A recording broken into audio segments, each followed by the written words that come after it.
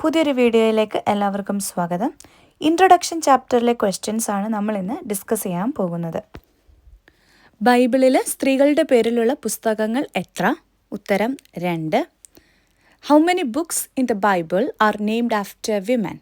Answer 2. ബൈബിളിൽ സ്ത്രീകളുടെ പേരിലുള്ള പുസ്തകങ്ങൾ ഏതെല്ലാം എന്നും ചോദിക്കാം. രൂത്തും എസ്തറും.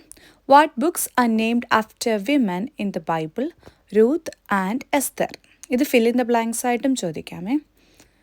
പിന്നെ ദൈവത്തോടുള്ള തങ്ങളുടെ ഭക്തിയും വിശ്വസ്തതയും അവരവരുടെ സ്വന്തം ജീവിതത്തിലൂടെ വ്യക്തമാക്കിയവർ ആരെല്ലാം? മോവാബ്യ സ്ത്രീയായ രൂത്തും യഹൂദ സ്ത്രീയായ എസ്തറും. Who have demonstrated their devotion and faithfulness to God through their own lives? Answer: Ruth, a Moabite woman, and Esther, a Jewish woman.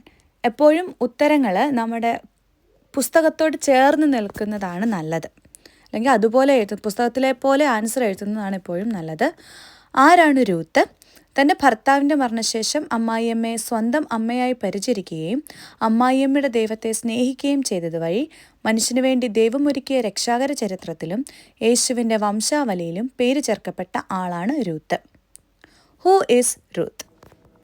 Ruth's name got included in the salvation history that God has prepared for mankind and in the genealogy of Jesus, since she loved and served her mother-in-law as her own mother and loved her mother-in-law's God as her own after her husband's death.